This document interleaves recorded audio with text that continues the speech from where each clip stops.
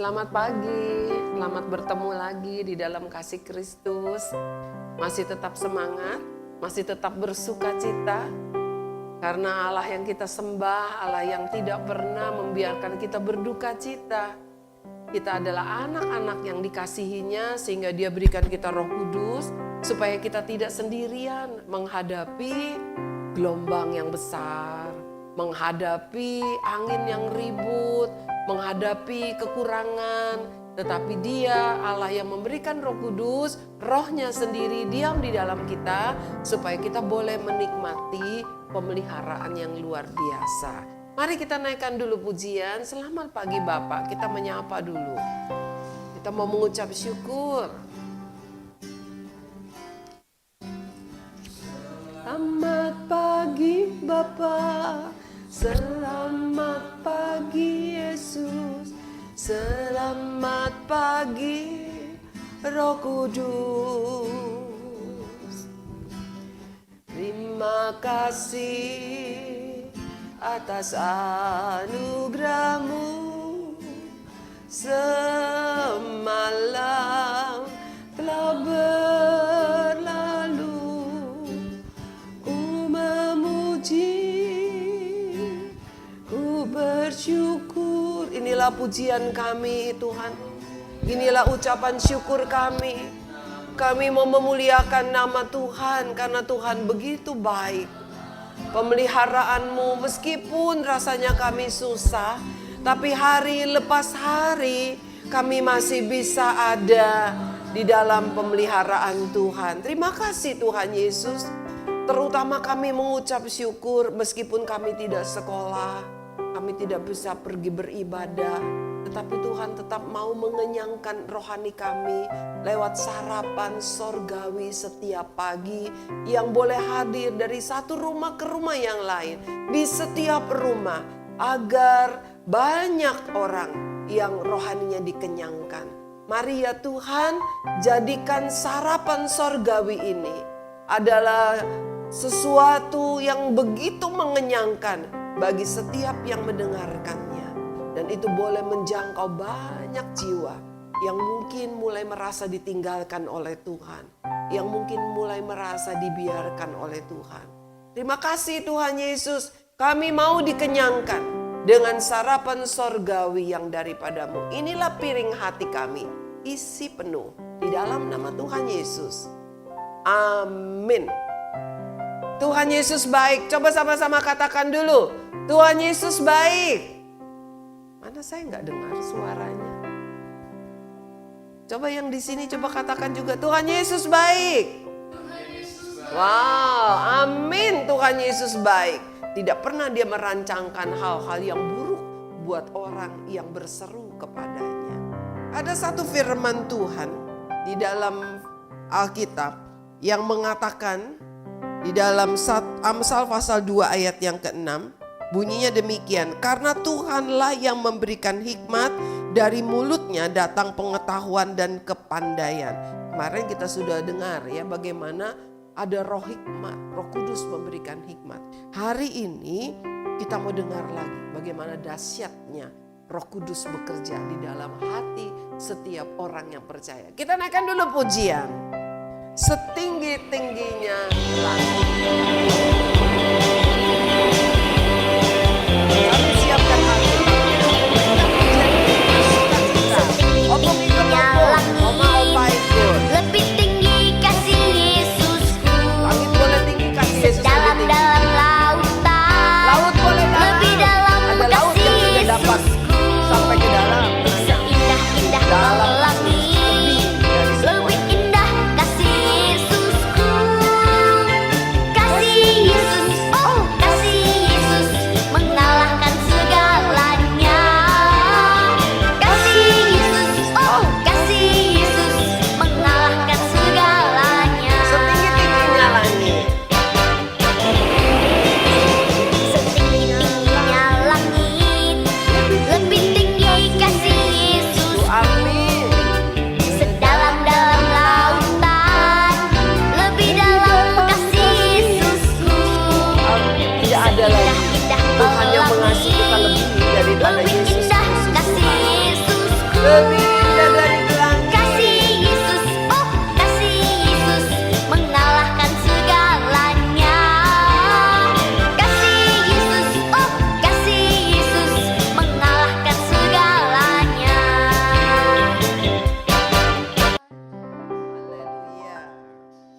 Amsal pasal 2 ayat ke-6, tadi kita sudah baca, berkata demikian, saya ulang. Sudah buka ya Alkitabnya ya? Amsal pasal 2 ayat yang ke-6. Buat siswa-siswi TK yang belum bisa cepat membuka Alkitab, mama papanya bantu ya. Sama-sama kita sarapan hari ini. Karena Tuhanlah yang memberikan hikmat, dari mulutnya datang pengetahuan dan kepandaian. Ternyata Tuhan yang kasih kita hikmat. Lalu bukan cuma hikmat, Tuhan kasih kepandaian. Tuhan juga kasih pengetahuan.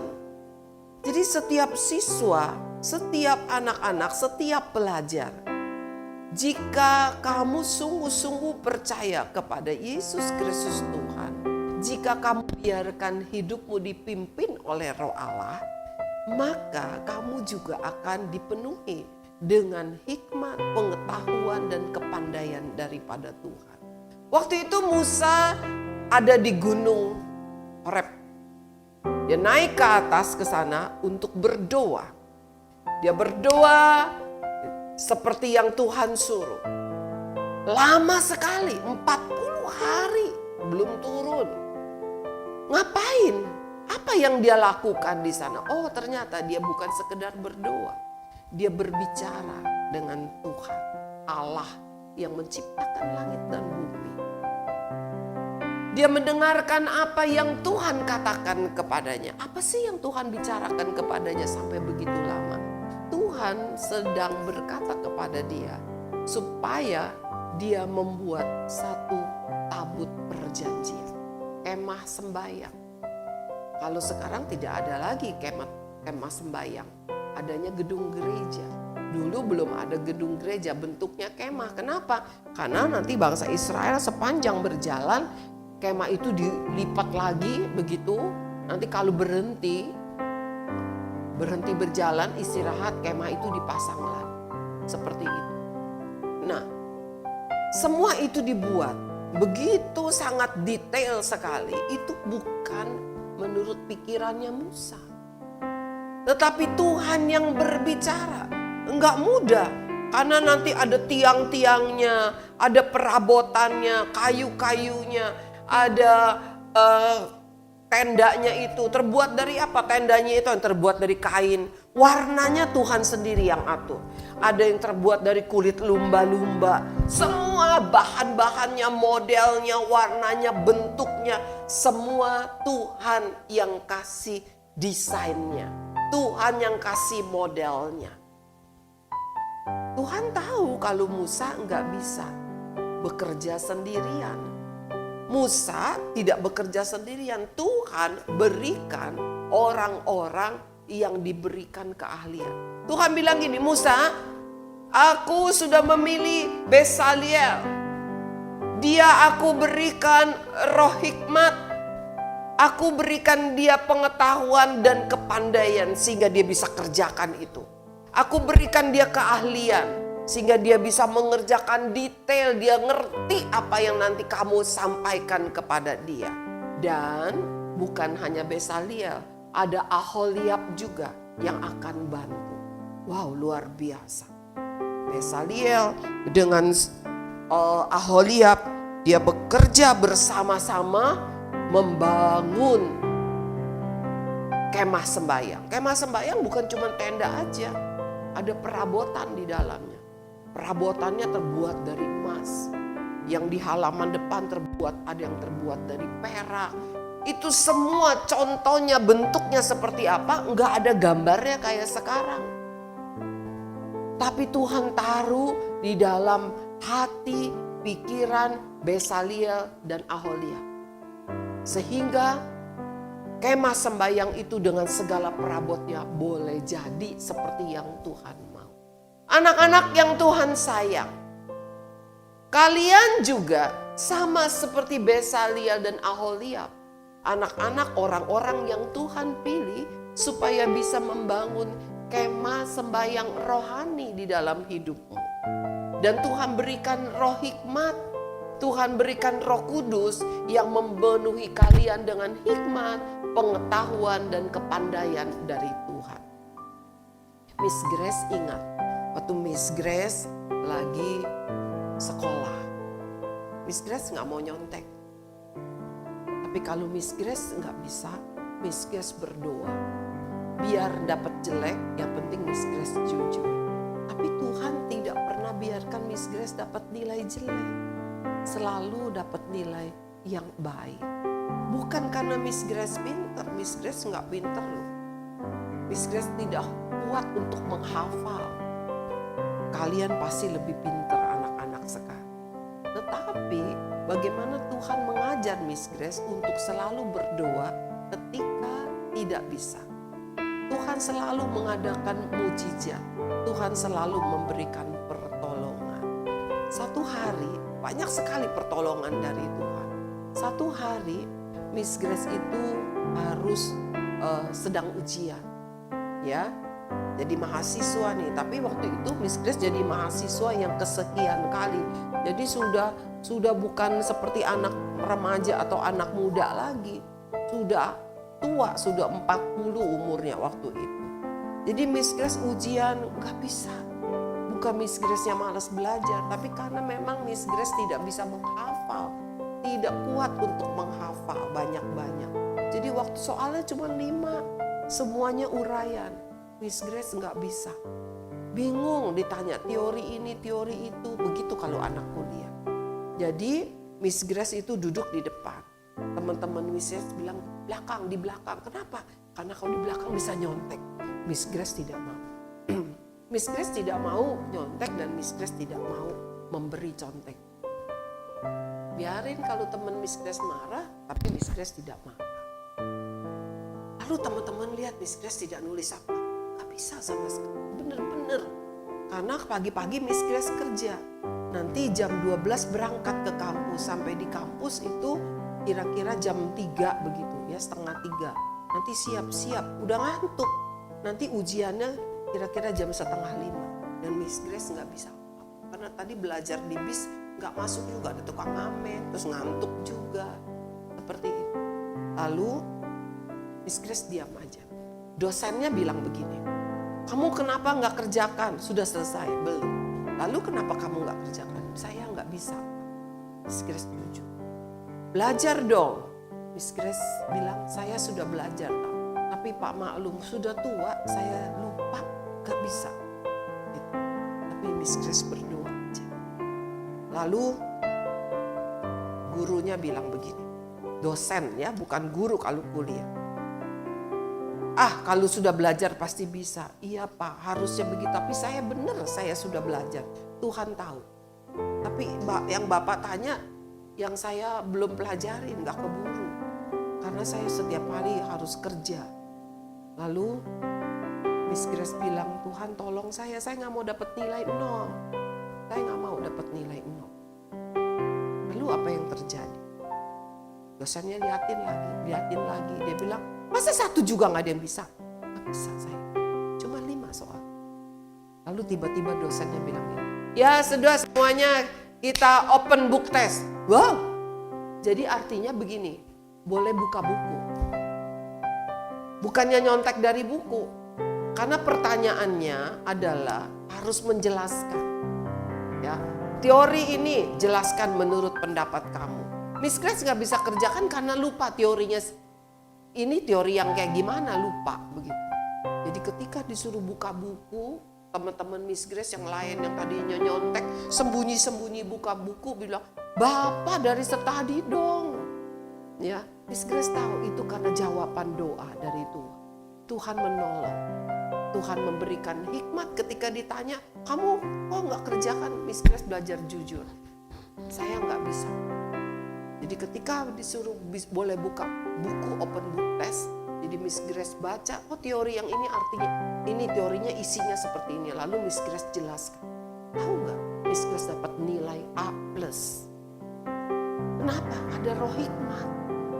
Ada pengetahuan dari Tuhan. Ada kepandaian dari Tuhan. Saya gak bilang kalian gak perlu belajar, nanti berdoa aja. Tuhan tidak akan jawab doa anak yang malas.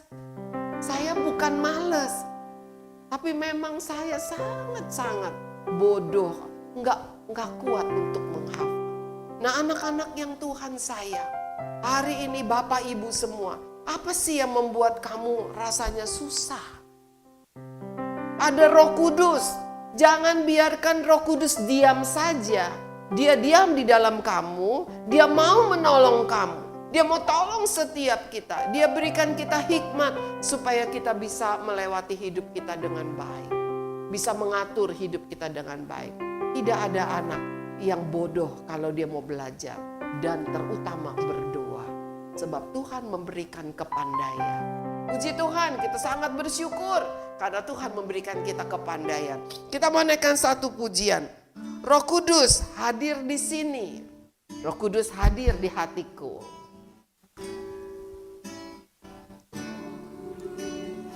Hadir di sini di hatiku, di sini di hidupku. Mengalir di bait suci. Ini aku bait sucimu ya Tuhan, mengalir Roh Kudus. Perkara ajaib pasti terjadi. Nyata karena Roh Allah turut bekerja. Roh Allah sedang bekerja, bukan dulu saja, bukan zaman para rasul saja, tetapi Roh Kudus sampai detik ini, bahkan sampai hari esok, sampai dunia ini akhir, Roh Kudus masih tetap bekerja. Jangan padamkan roh, jangan tolak Roh Kudus, tetapi biarkan Roh Kudus hadir di hatimu, hadir di hidupmu. Karena dia hadir bagi orang percaya. Gak ada perkara yang mustahil. Saya minta hanya musik saja. Tuhan yang kita sembah adalah Tuhan yang roh. Dia hadir di dalam hidup kita. Buktinya ada Roh Kudus. Roh Kudus mau memimpin kita supaya kita bisa hidup benar. Sama seperti tadi, saya tidak mau bohong, saya tidak mau nyontek. Saya bilang, Tuhan, saya sudah berusaha, saya sudah belajar. Sampai malam ngantuk-ngantuk saya belajar. Di bis tadi saya belajar. Sampai di kampus saya tetap belajar dulu. Tetapi Tuhan, ini benar-benar saya lupa. Kalau saya dapat 0, ya sudah, gak apa-apa. Saya akan persiapkan diri lebih baik lagi. Saya bersyukur kepada Tuhan. Bukan saya tidak takut, saya takut sekali dapat nilai jelek. Karena tidak seperti sekolah. Kalau saya dapat nilai jelek, saya tidak lulus, saya harus ulang lagi nanti tahun depan. Tetapi Tuhan Yesus yang baik itu sudah berikan saya Roh Kudus yang memimpin saya. Dan ketika boleh open book test, saya hanya perlu melihat apa sih isi pertanyaannya. Dan ketika saya harus menjelaskan arti dari teori demi teori, Roh Kudus memimpin saya. Sehingga saya bisa mendapat nilai yang baik. Saya percaya bukan saya saja yang ditolong oleh Roh Kudus, yang diberikan kepandaian. Tetapi setiap orang percaya, termasuk kalian anak-anak, siswa-siswi SKBB, siswa-siswi di sekolah manapun, para orang tua. Tuhan juga memberikan engkau kepandaian untuk memimpin, mengatur hidupmu, rumah tangga.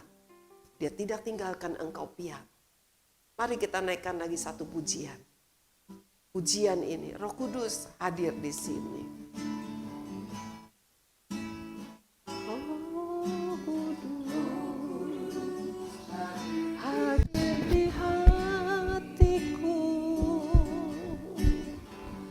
Roh Kudus mengalir di hidupku.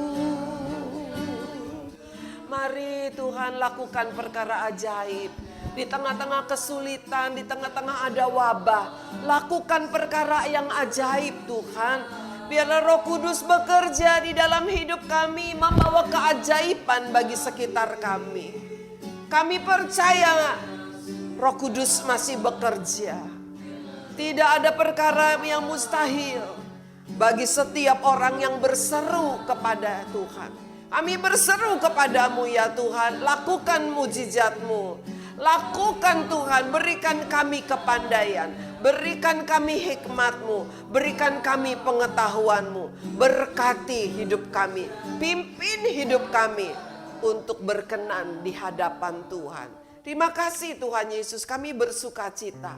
Ternyata Roh Allah yang memimpin hidup kami, Roh Allah yang memberikan kami kepandaian. Terima kasih Tuhan, ternyata kami bukan anak yang bodoh.